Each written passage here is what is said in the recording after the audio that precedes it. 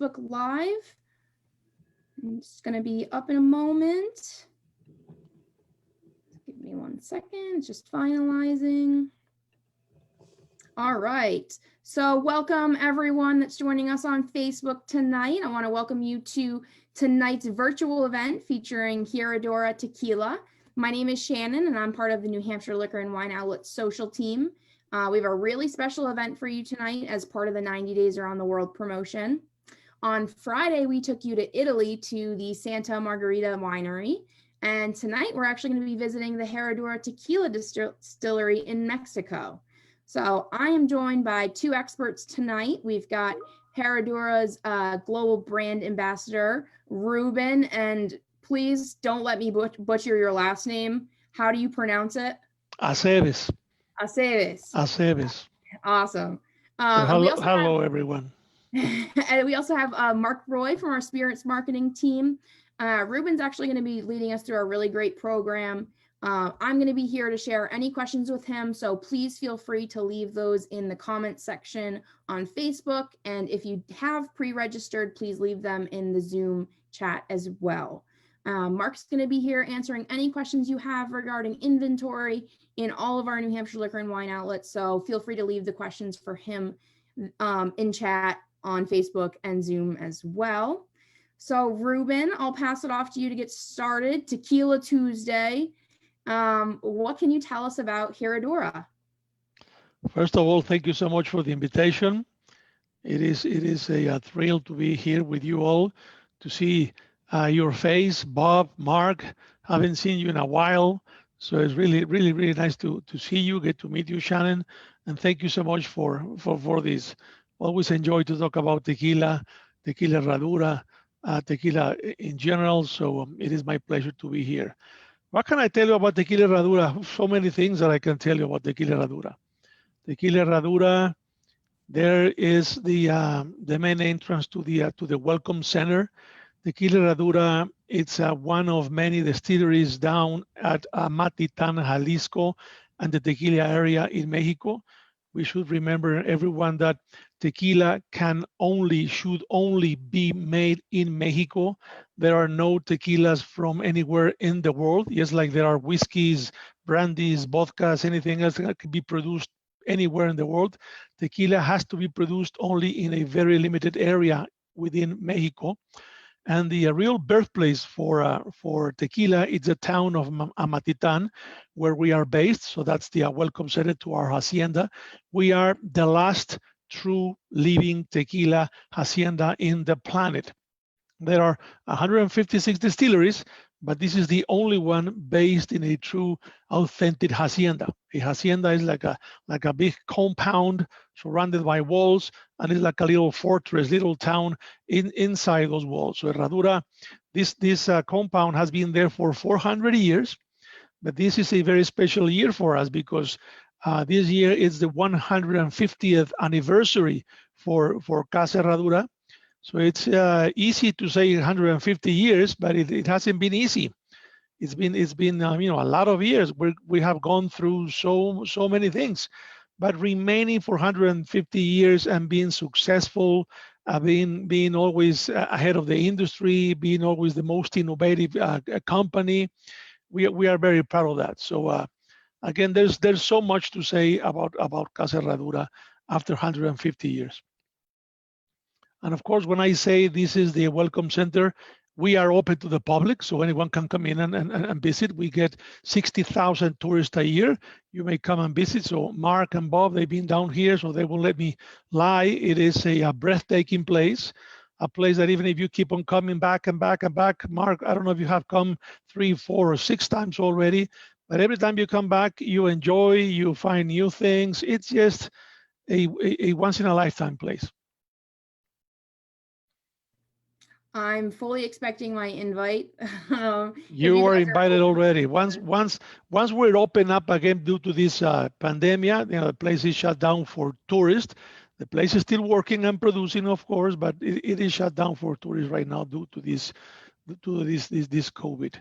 But the entire production process happens there. So once you come and see, you can witness not only the amazing, beautiful place, but you can see the entire production process step by step, which there's like 7 steps to make tequila, all the way from visiting or checking on the plantations, or then doing the harvesting, the cooking, the fermentation. Every single step of the process you can see very closely. So it's a very sensorial experience, because you can see, you can touch, you can smell, you can eat different things through the process. So and you can finally understand how tequila it's made, but mostly understand how tequila herradura it's made, because everyone can make tequila. 156 distilleries, they all make their own tequilas, they all make different types of tequilas, and we believe we have the best tasting tequila in the world. 100% agave, 100% natural tequila. So it's important that you witness and walk through the entire process, so you can see, the greatness of this handcrafted tequila. So maybe you can go ahead and do another slide, see what we have. Sure. Yeah. The plantations. Yeah, well, this is basically where everything begins. These are the agaves. As you can see, they are big, spiky plants, which in the middle of those spiky leaves that we call them pencas, there is a big heart of that agave, which looks like a humongous pineapple. You have to shave away all these pencas from the heart of the agave, so you can get this heart, and that's the one that has to be thrown into the ovens, like this one right here. That's the way it looks. Thank you for that photo. Those agaves are the heart of the agave, and they are ready there to be thrown into the ovens to be cooked for 26 hours. The agave has to go through this cooking process. But it's important where you grow the agave, the type of soil, the geographical position of your lands it's important, so the agave grows healthy. The agave has to be grown for 7 years. The agave is not like a grape that you harvest every year, not like sugarcane that you harvest every year, not like corn that you harvest every year. Agave, you plant the little baby agave seed. It's like a sprout out of the agave that you collect from other plant. You use that little one to plant it, and then you have to have that one for 7 years until the agave is fully mature, like the previous photo we were watching. So once the agave is 7 years of age, then you can go ahead and harvest it and then begin producing tequila. So it's important where you grow the agave and how long you let the agave grow so it gets fully mature to be able to produce a beautiful tequila. These agaves we harvest every day through the entire year, so there is no harvesting season for agave like grapes again. We know, in Napa, pretty much everywhere in the northern hemisphere, the grape harvesting for wine happens in September. Agave, it's only 1 week a year. For agave, it's all year round. Every single day we have to be out there in the fields harvesting agave, and we need to bring 200 tons of agave to our hacienda every single day, so we can keep on producing tequila for you guys. And agave, it's a beautiful plant. Let's go ahead and see what.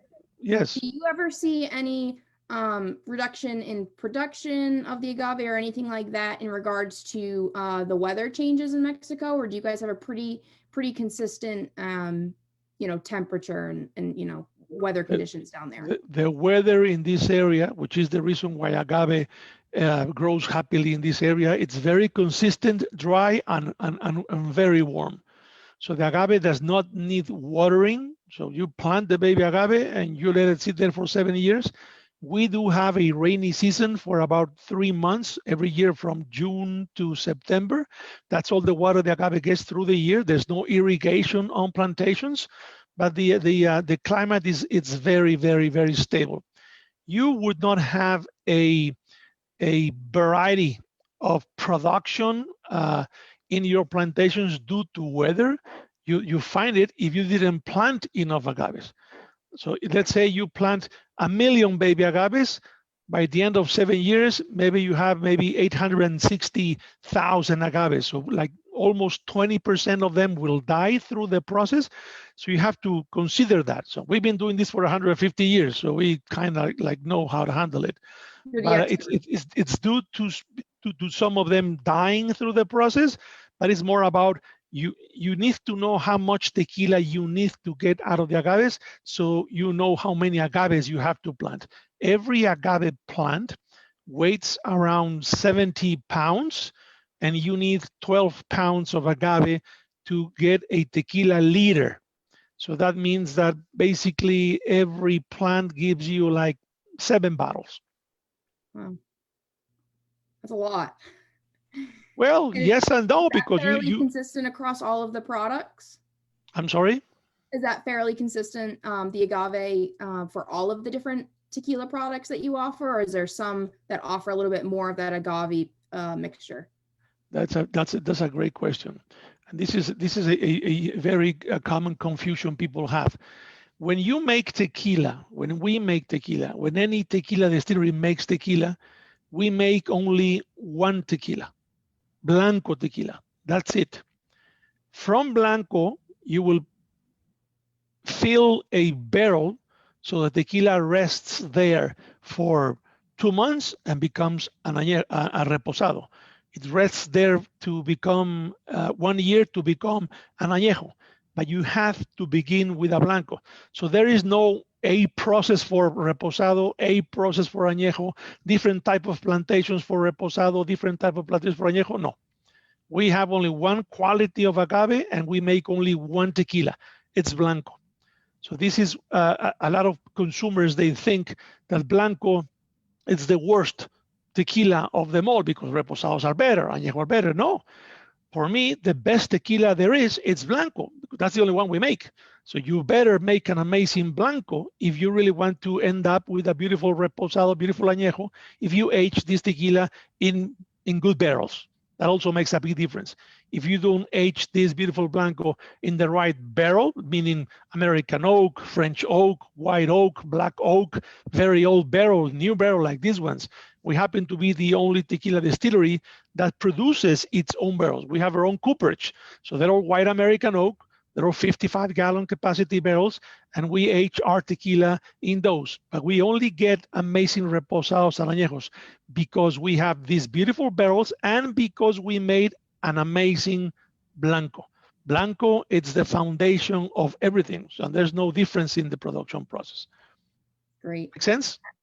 Speaking of the difference in products, Mark, do you happen to know what style of the Herradura that we have in our outlets? Which one is the top seller? Yeah, absolutely. Actually, we currently carry all their marks, and they're all in full distribution in our stores, which means they all sell really well. So they're in every one of our locations. Currently, the silver, the Blanco, as Ruben said, is their best seller. So that bodes well for the fact that they make great Blanco, and then they continue to age those. And they also have a great Reposado and Anejo. And we also carry their Herradura Ultra, which is my favorite out of the line. Yeah, I name it Blanco because that's the Spanish word for Blanco, but in the US it's called silver, which is the same thing. Blanco, silver, it's the same. Blanco, plata, silver, it's the same thing. It's a clear tequila, non-colored tequila. Great. And what is like the best way to pair that? Do you typically recommend drinking on ice, or we're probably going to get a little bit more into that on the tasting, but we did have a question from someone. Oh, it's fine. I mean, questions are always nice, so we can, have a better conversation. If you ask me, I always drink neat, no ice, no chilled, no nothing, just room temperature, neat, Blanco, silver tequila. That would be my favorite. But the amazing thing about tequila is that it's very versatile. So you can blend with any type of juice. You can blend with any type of other liqueurs. You can make amazing margaritas with Grand Marnier. You can make amazing margaritas with, triple sec or agave nectar. You can do any type of juice. You can even blend with other, soft drinks like grapefruit soft drink. In Mexico, people drink tequila with Coke, just like rum and Coke, tequila with Coke. So it's called charro negros. It's very common. So tequila, you can blend tequila with just about anything. So you can go ahead and be adventurous and do your own blend and see what happens. So when we talk about margarita, we often think, or should we think about tequila, fresh lime, squeeze, juice, and agave syrup. And that's it. That's the margarita. When you talk about other tequila cocktails, then for me, they're not margaritas. They are tequila cocktails. And they can be sunrise and they can be many things. And that's the example of you being able to blend with just about anything you can think of. Yeah, I think margarita would definitely be my first choice. But I'd love to hear what everyone else, what they have a taste for tequila. So we actually do have a question on Zoom from David. This is actually referring back to the production process and the creation. And it's actually in regards to the agave plants. So he was curious how you know that they're ready at that 7-year mark. Is it in regards to the sugar content? Do they reach a certain size?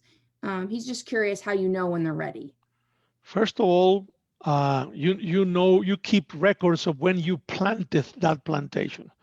So if you know that you had this plantation from January 1st, 2000, you know it'll be ready by December 31st, 2007. But in December 31st in 2007, you can come into the plantation and you can check. You can just take out a little piece of the agave heart, and then you have a way of measuring what the potential sugars that agave will produce you. You cannot measure sugars there yet because the agave is basically a starch. So it's not that you can measure bricks like you do with grapes. So you have to go through a cooking process so the starch will break up its molecular structure into sugar. But there is a way of measuring the potential sugars, which we call ARTs, azúcares reductores totales. Just in case someone speaks Spanish, instead of measuring bricks, we measure ART, azúcar reductor total. Once you cook the agave, but then you have the agave already in the oven, then you can measure the bricks. So if you didn't measure the ARTs before sending the agave into the oven, and then you cook the agave, you can find out that you cooked it too soon, too early. So the easiest way would be that agave has been there for 7 years. So you have to keep track of all your plantations. And the size is not exactly a way to know that because agaves, they all grow in different sizes. The quality of the agave or the matureness of the agave will not be measured by the size. It's measured by the ARTs, which again, you can measure. Now, in regards to the agave, your product uses the blue agave. Are there different variations or species of agave that you have the potential to use, but you're choosing the blue over them? Is there a reason behind having the blue agave? There are 136 different types of agaves, but by law, everyone who makes tequila has to use blue Tequilana Weber. That's a law. So the other varieties of agaves, you can use those to make other spirits, such as mezcal, sotol. Sotol is kind of like a cousin from the agave family. It's not exactly a agave, but it's somewhere there. Bacanora, raicilla, pulque. So there are many indigenous Mexican spirits, and they are made from other species of agave. But if it's going to be tequila, legal tequila, of course, it has to be by law made out of blue Tequilana Weber agave. Great. We're getting quite a few great questions on Facebook and Zoom. So going back to the production process again, we have another question regarding specifically the barrel choice. You mentioned American oak, but one of our Zoom followers is asking, why not a French oak? Is there a benefit to using the American oak for your barrels? They're much closer to get from the US than from France.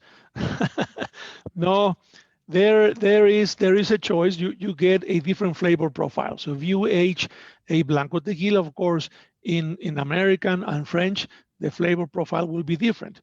The flavor profile, because it's the area, the terroir at which you grew your trees, and you get the wood from. So white American oak does it not only for tequila, but for all the American whiskeys and the majority of Scotch whiskeys. The majority of Scotch whiskeys, they get their barrels from the used American whiskeys, whether it's Tennessee whiskey or bourbon from Kentucky or anywhere else. The majority of Scotch whiskeys distilleries, they buy their barrels used from the American whiskeys, and they're all white American oak. The tequila industry uses basically white American oak.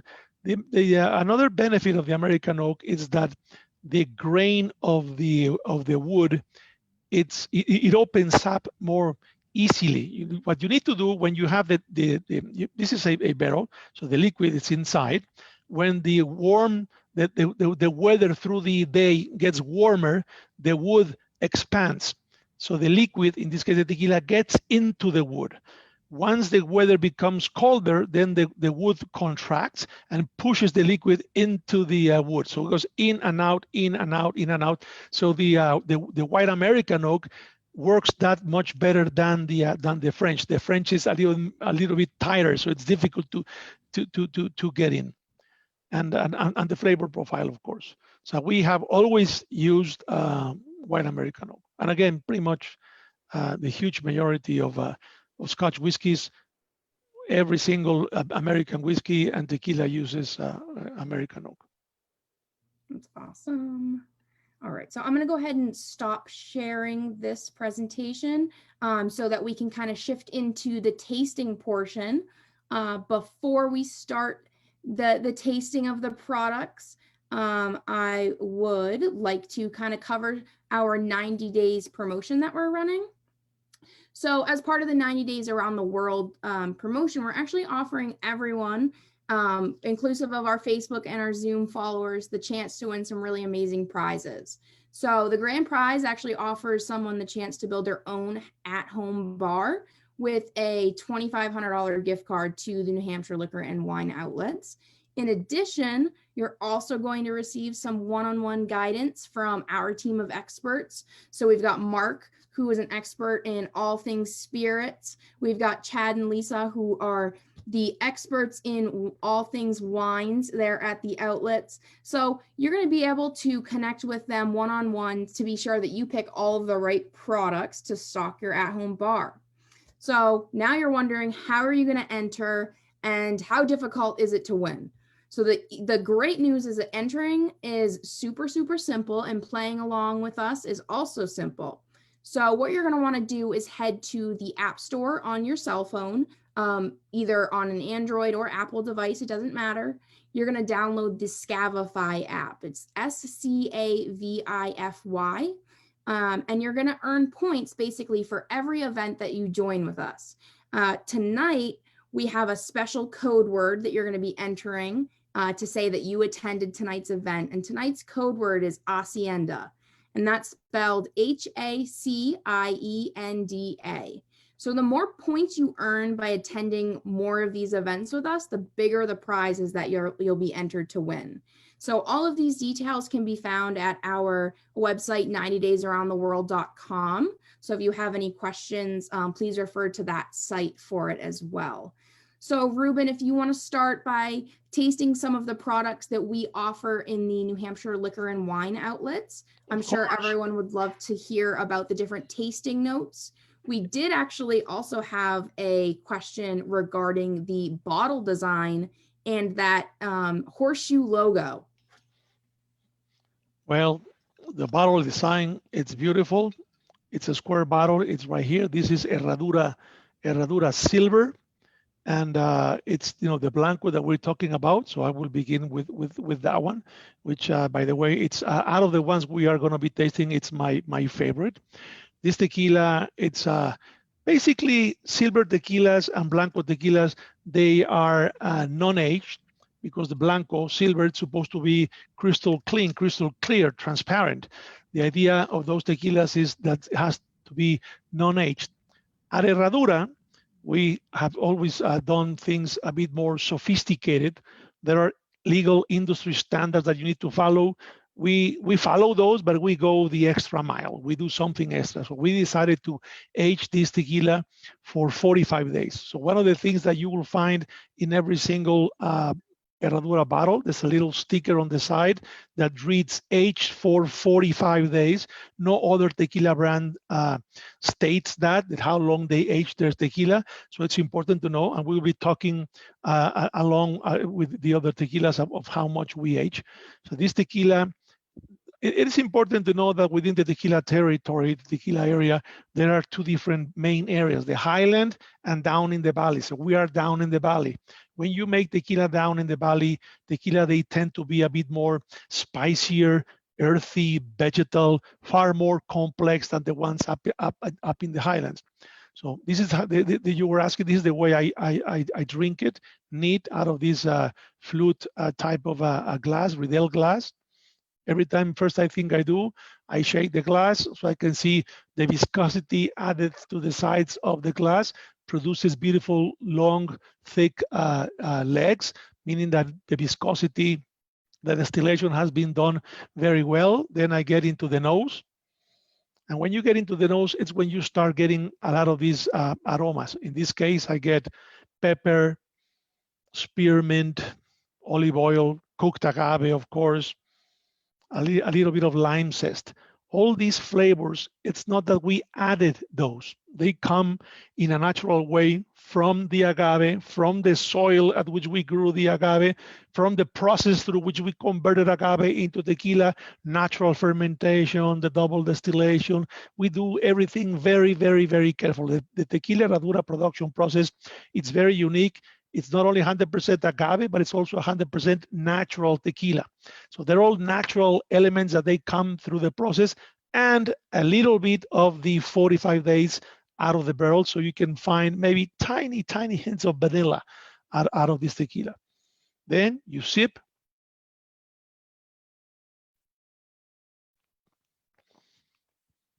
Do a little bit of like a mouthwash so you can enjoy every single taste bud in your mouth, can enjoy everything tequila has to offer. And that's when you find the consistency in between the nose and the palate. Smooth, long finish, spicy, beautiful sweetness out of the cooked agave.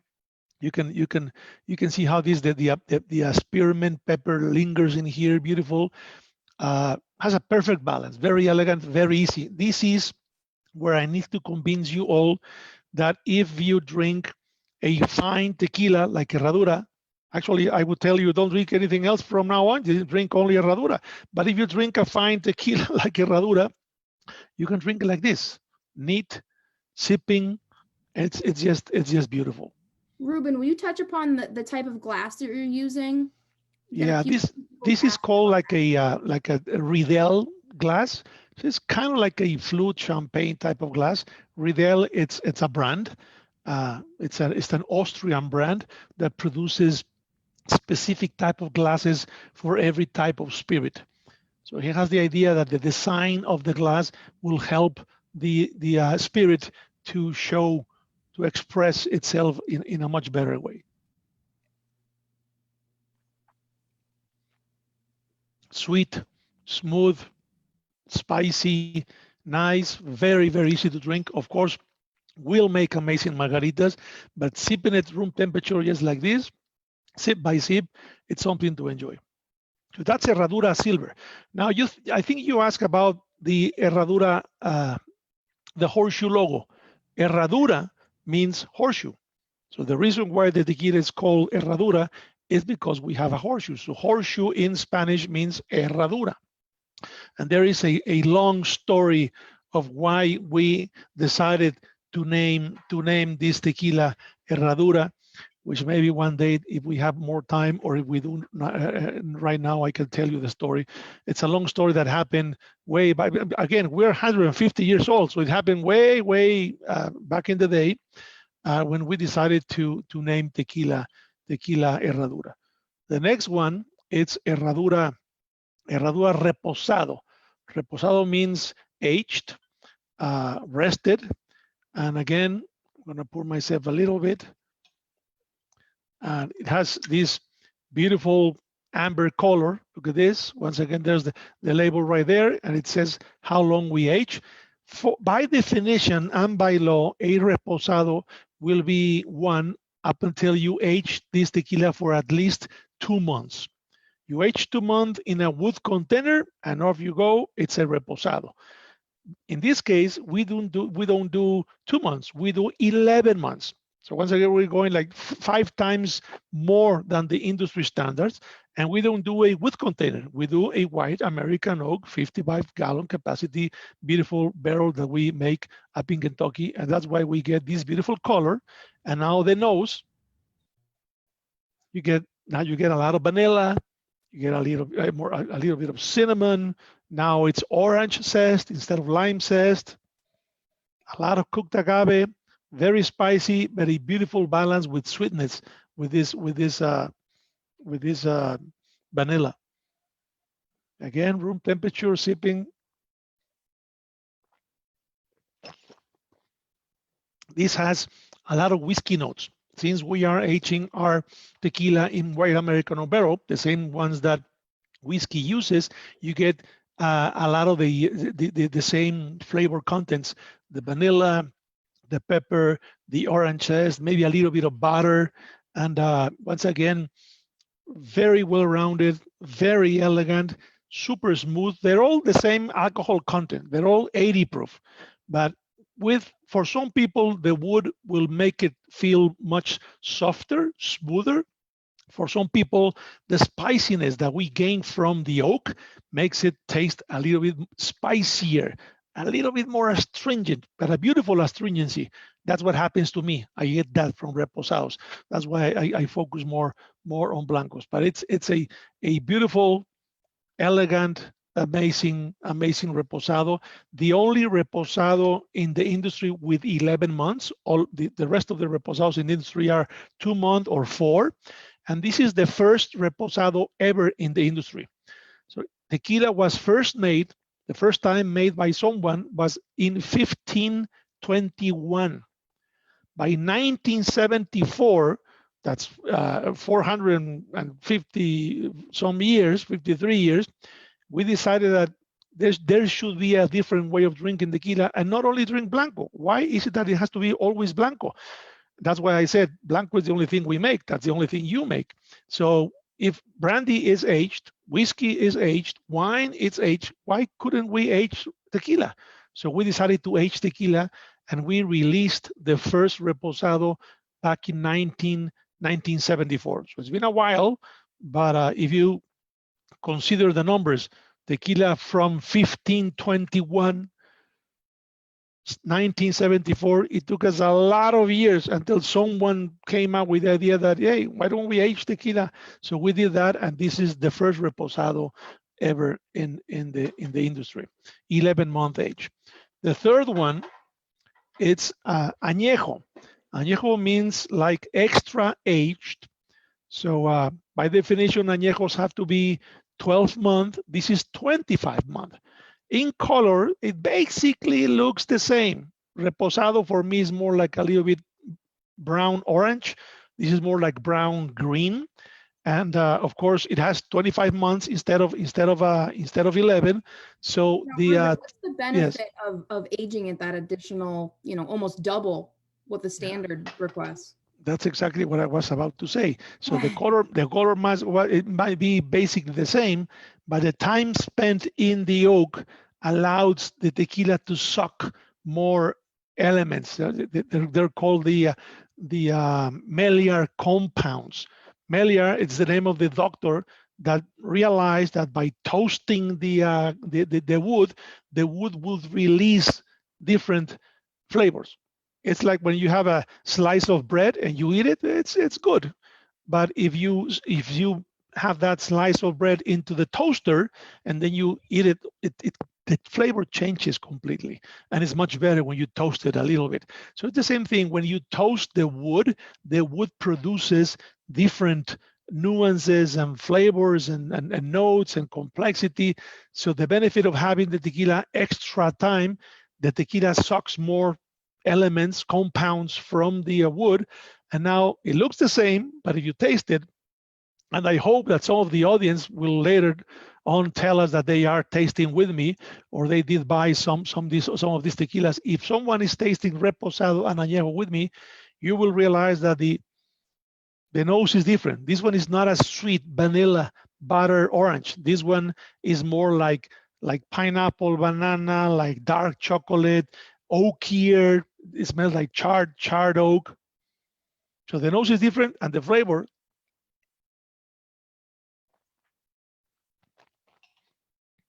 it's indeed different. When you were saying a while ago pairing, not only pairing to make cocktails, pairing with food. If you were to have dinner tonight, I would recommend you to do silver with appetizer, reposado with your main course, and añejo save for dessert. So it's like wine. You have to find the right wine and to pair it with the food you are enjoying. Tequila, same thing. You have to choose the right tequila, the right expression of tequila to pair with certain food you're enjoying. So añejo is more like a cigar dessert tequila. Was the next one we're having. That is a true dessert tequila for me, but añejo also works like more pairing with dessert, but better if you're sitting in front of a fireplace and smoking a cigar instead of doing a cognac brandy or scotch whiskey. Do Herradura Añejo, and it will be the perfect match. So having the tequila longer in the wood will makes it far more complex. And it's amazing how you can get tiny hints of pineapple and banana, but definitely a lot of agave and a lot of dark chocolate. Not white, not brown chocolate, dark chocolate. It's beautiful, spicy, but it just has a beautiful, beautiful finish. Last but not least, and of course not least because this is Mark's favorite, I hope you have some of this with you, Mark, right now. So you have to drink with me. I don't want to be the only one drinking here on my own. So I hope I'll be sampling afterwards, Ruben. I'll be sampling afterwards. Okay. I'll hold him to that, Ruben. Don't worry. Herradura Ultra. So now you can see it has a silver horseshoe. It's the same package. It's always elegant and beautiful, but the horseshoe now, instead of being black, it's silver, and it's beautiful. It's very, very elegant. This is it looks like a silver tequila, but it's not. It looks like it. It's an añejo tequila, like this. But then we decided to run this tequila through activated charcoal filtration process. The charcoal filtration process removes the color, but keeps the flavor. After we do that, we add a couple of drops of agave syrup, and this is what you get. Super fruity nose, a lot of vanilla, a lot of butter, peach, coconut, very silky.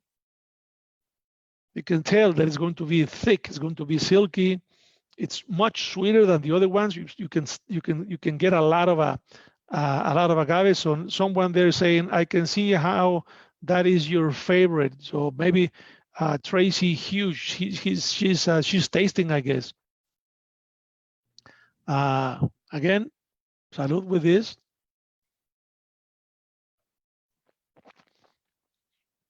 Very sweet nose, very sweet palate.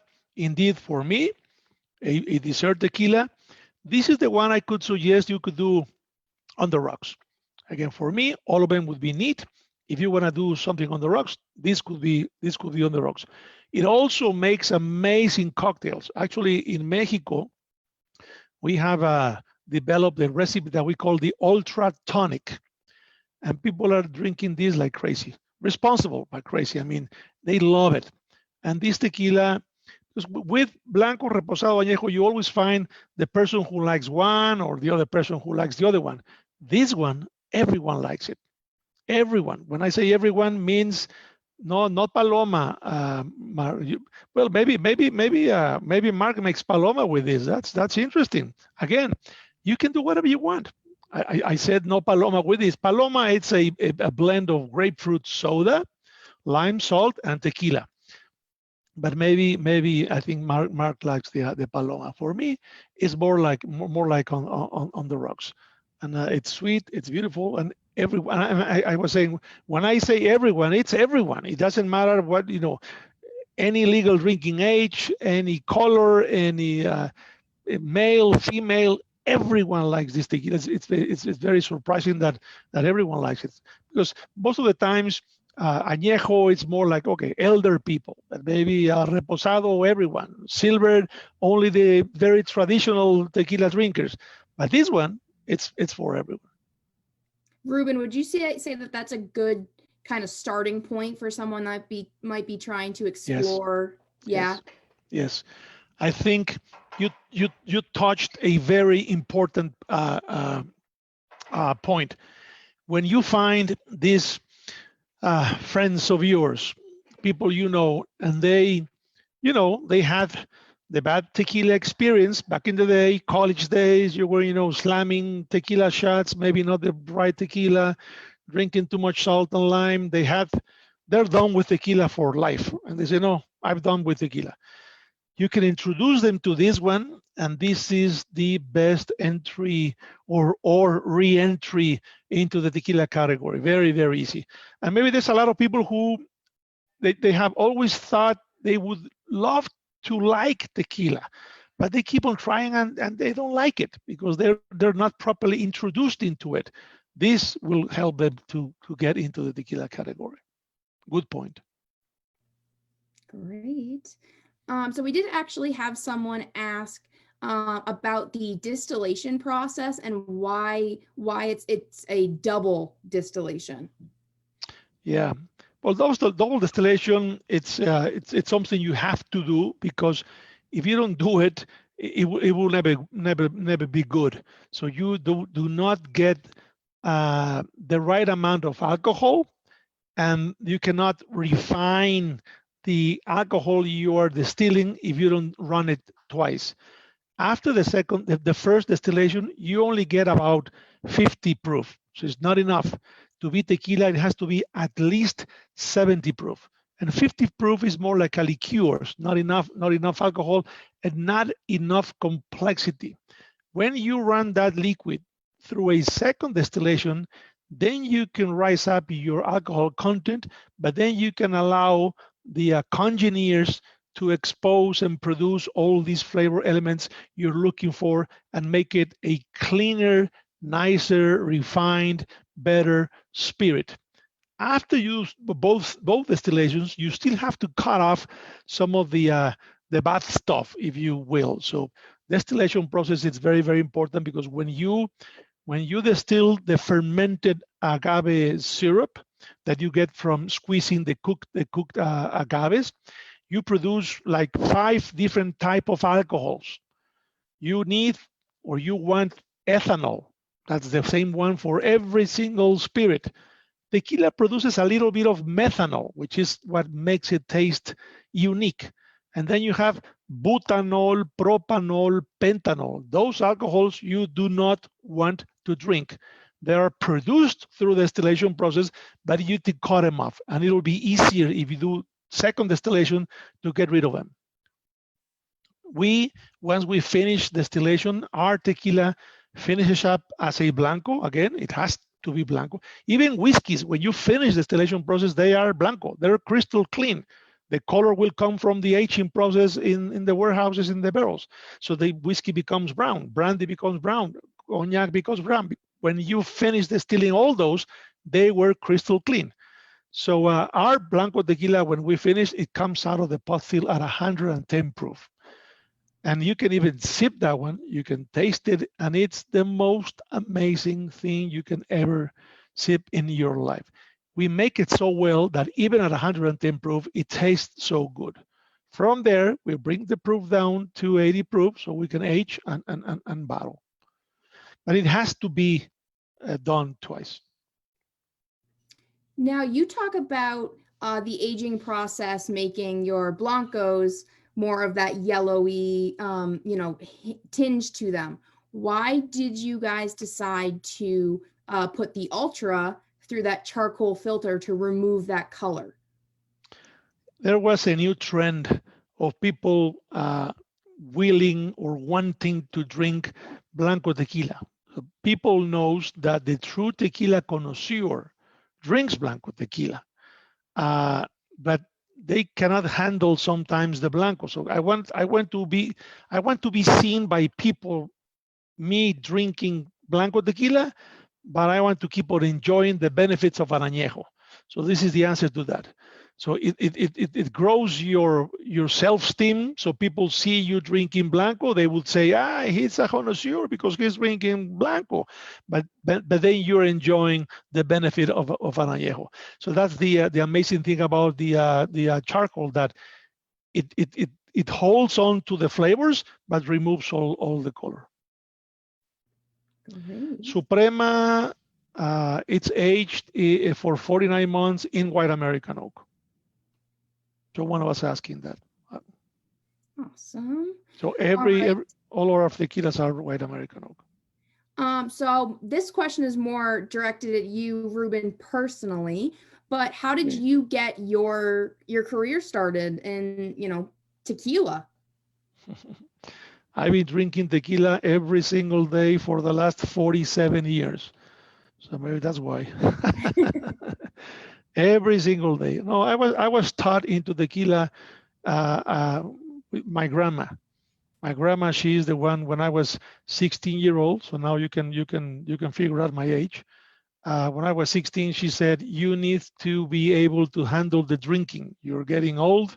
We're going to get into parties and get into friends. I don't want you make a fool of yourself. So I'm going to train you with drinking so you can handle it. So she sat me down in front of her with a Herradura Blanco tequila. It was a 96 proof back in the day. And she invited me to drink every single day for 3 weeks until I nailed it, and I loved it. So I've been doing that for the last 47 years. Maybe a couple of ounces before lunch every day. She's very supportive. Mm-hmm. Mark, my follow-up question would be to you and how you found yourself in the world of all-encompassing spirits. Well, actually, I started when I was in college. I actually started working stocking shelves in the stores. That was about just about 28 years ago, and just kind of worked my way up through and really enjoyed the learning about wines and spirits. And I do know enough about wine to get myself in trouble, but my true passion was spirits. And I started as a spirits buyer just about 9 years ago. And I've had the great pleasure of being able to travel around the world and around the country, especially down to Mexico, 3 or 4 times, as Ruben mentioned. We've been down there and done some hand barrel selections with Bob Kelly from Brown-Forman, their parent company, and our local broker here, Horizon Beverage. We have great partnerships with, and we spent some incredible time at the hacienda down there. As Ruben said, it's a beautiful spot. The history down there is just amazing. The original distillery that they have down there. I wouldn't stay there at night. It's said to be a little bit haunted. There's an old tunnel that Ruben can tell you about that goes into town that the priest used to, when they had to get out of the hacienda quickly. There was, just the history and being down there and be able to sample through these great products and bring them back here to New Hampshire to our consumers and our guests in the store. It's a great honor, and I take it seriously, and I really take a lot of time to do the tasting notes. All the things that you see in the stores on the tasting notes, those are my personal notes. Again, everybody's palate's different, but that gives you an idea of some of the things that you may see in some of the single barrels. So it can give you an idea of if you know what your palate is and what your taste profile is, it may steer you one direction or another. But I highly recommend to purchase one of each. And I'm not saying that just to get more purchases, but if you can go home, get a couple friends together or family together and do a side-by-side tasting, it's amazing the different nuances and the flavors that you'll see between the 2 different single barrels. It's an incredible process. And for those that actually didn't know, we do have a coupon for $5 off. So you will see that coming via email. This is only for those of you that pre-registered. So if you didn't pre-register for this event, please be sure to pre-register for the next event so you can have access to these great coupons. And so you can go out and get these bottles for tasting. Thank you, Tracy. Is Tracy saying she's tasting with you? Oh, no. Yeah, we've got some positive comments from Tracy. Tracy has been one of our best attendees for some of these events, and we appreciate all of her contributions here. Shannon, I do would like to kind of put Ruben on the spot a little bit if I could. Yeah, absolutely. Last year, we actually were graced again through a great business relationship with Brown-Forman and Horizon Beverage that we got our first offering of something special from Herradura. If people can see it on here, this is their double barrel King of Kentucky Reposado. And rumor has it that the second version is going to be coming out shortly. And I hate to say it, Ruben, but as you can tell, this is looking a little bit on the empty side. So can you tell us a little bit about this product and the second offering we'll be getting to this one? Yes, of course. Well, the King of Kentucky, it's a very limited edition of a bourbon produced by Brown-Forman. So we decided that we should age our Herradura Reposado being so iconic to the industry and to us because being the first Reposado ever and is the biggest selling ultra premium tequila in Mexico. Reposado, it's the expression that Mexicans like the most. So out of every bottle of tequila drunk in Mexico, 8 of them are reposados, and that's the category that we created. So this tequila is very iconic, and King of Kentucky, of course, very limited edition, beautiful edition. So once they finish up their process with King of Kentucky, they send the barrels down to Mexico. So we age this tequila, I think it's for another 7 months. Because our reposado it's 11 months, so this one is another 7 months, and that's the result of it. It's a beautiful, tasty tequila. In this case, if we happen to get a used whiskey barrel from Brown-Forman down to our hacienda to age our tequilas in those, we will retoast and rechar those so we can get rid of all the residues of whiskey, so our tequila it's aged only in a clean wood.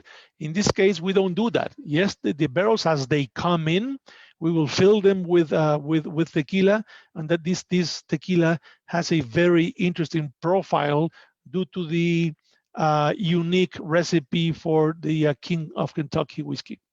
It's a beautiful stuff. But it's a very limited edition. So I'm happy that you're getting your second round, and enjoy. Mark, do we have those available in all of our stores? Currently, we are out of the first edition, but as he mentioned, we'll be everybody should be on the lookout for the second one. We don't have an ETA as of right now, but when we do, we'll be mentioning it on Facebook, and I'm sure that they can go on our website, liquorandwineoutlets.com, and find out which select stores get some bottles. And as Ruben said, it's pretty allocated, and it's certainly worth the purchase. And I'd go out and get some. I know I'm gonna. I know. I think I'm on my way right now to go get some of that Ultra. You guys have purely talked me into it. This is a good time of the day to drink a tequila. Is there a good time, or is it always a good time? Always a good time. All right. Well, so in Mexico, we say not before 12, not before noon.